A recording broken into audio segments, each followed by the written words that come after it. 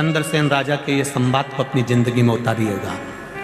बहुत बड़े बड़े दानी हो आप लोग, बहुत बड़े बड़े धर्मात्मा हो आप लोग, बहुत वीआईपी भी हो आप लोग।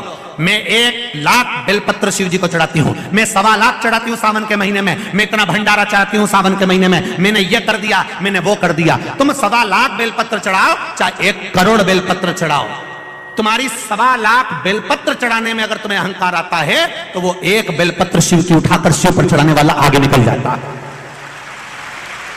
शंकर को तुम्हारी 1,25,000 बेलपत्र नहीं चाहिए। किसी पुराण में नहीं लिखा शंकर भगवान की कि तुम 1,25,000 बेलपत्र चढ़ाओ या 1,00,000 बेलपत्र चढ़ाओ। शंकर भगवान की कथा कहती है 1 बेलपत्र भी मुझे अपना मानकर दिल से चढ़ाएगा तो तू मेरा हो जाएगा।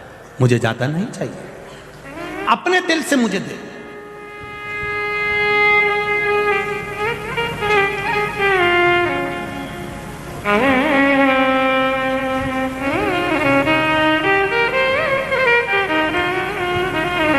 अपने दिल से उस परमात्मा का भजन करिए, वो देगा। आप कितने भी वीआईपी हो, आप कितने भी ऊंचे पद पर बैठे हो, परंतु आप कितनों को कूच कर, कितनों को हटाकर फिर आप भगवान के पास तक पहुंचे हो। अब इतने जो पहले से खड़े हुए हैं, पहले से मन लगा कर बैठे हैं, दिल लगा कर बैठे हैं, उसको कष्ट देकर यदि आप शिव तक पहुंच भी जाओगे, शंकर नहीं मिल सकता, शिव नहीं मिल सकता।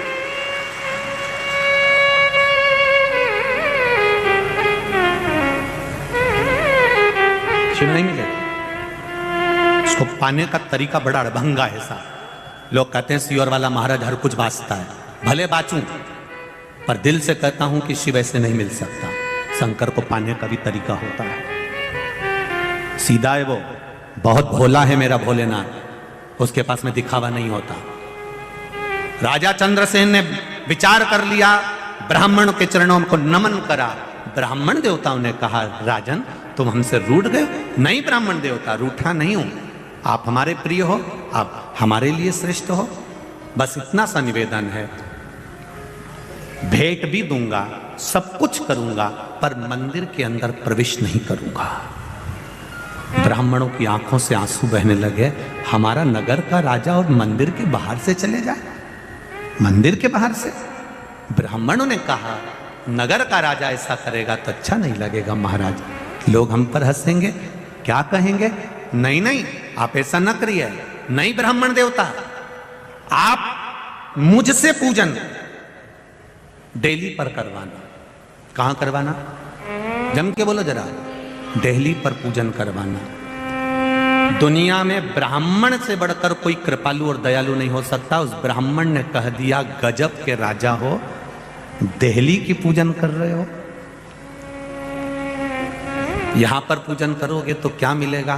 ब्राह्मणों ने जब राजा से कहते हैं राजन आप मन में क्षुब्धता मत लाना कि दिल्ली पर पूजन करने से कुछ नहीं मिलता, हम ब्राह्मण सन्यासी तपस्वी हमारी शिव आराधना का फल देते हैं।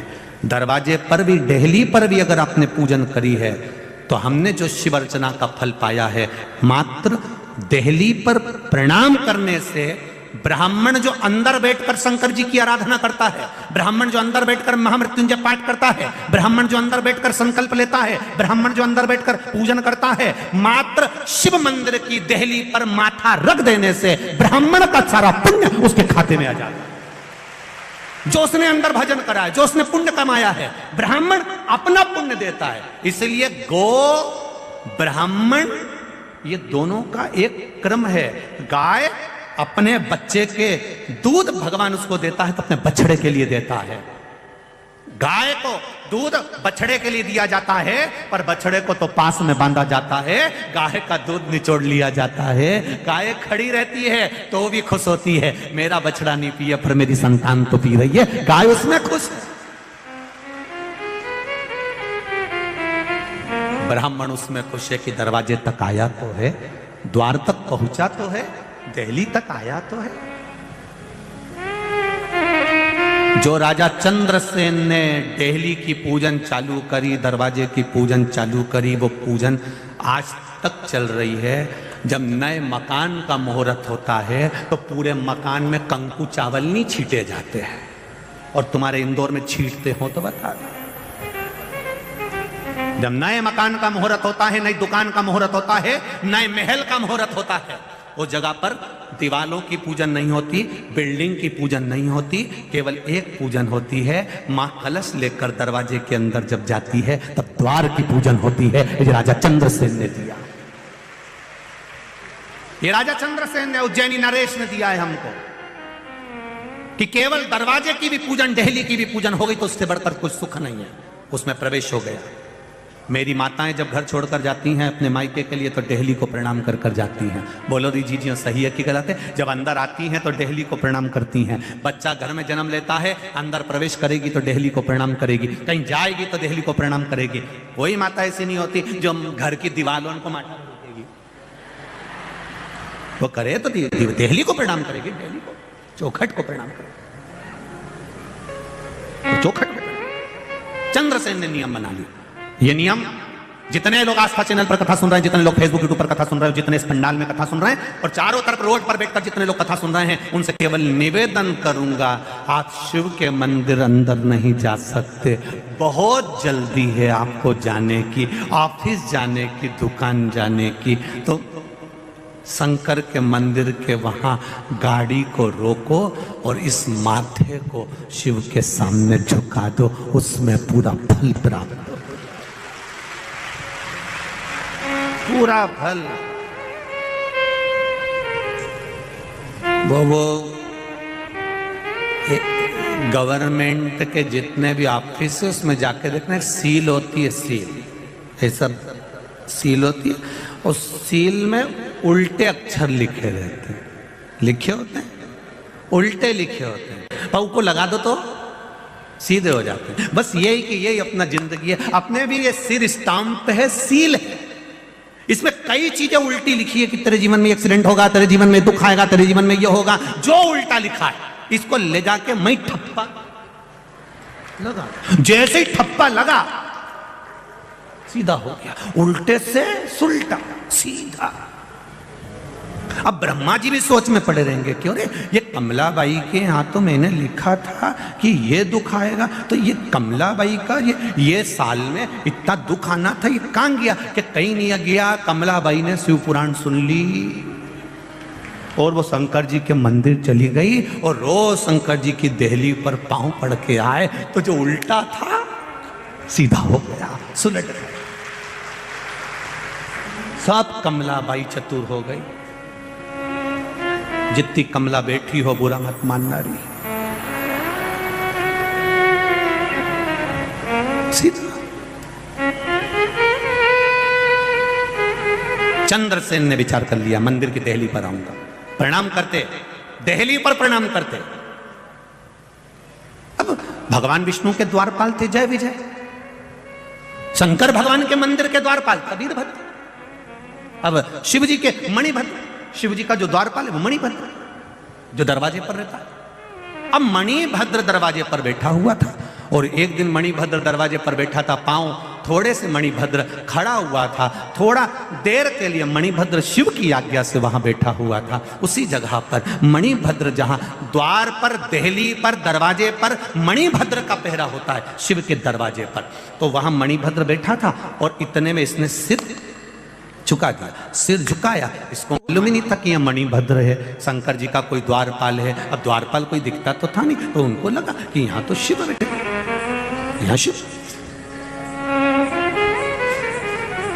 मणिभद्र बैठा। अब मणिभद्र जब बैठा हुआ था, मणिभद्र जब विराजमान था, तो मणिभद्र जैसे ही दरवाजे पर बैठे थे और इसने सिर को झुकाया, मस्तक को झुकाया, मस्तक को जैसे झुकाया, मणिभद्र को लगा गजब का राजा है।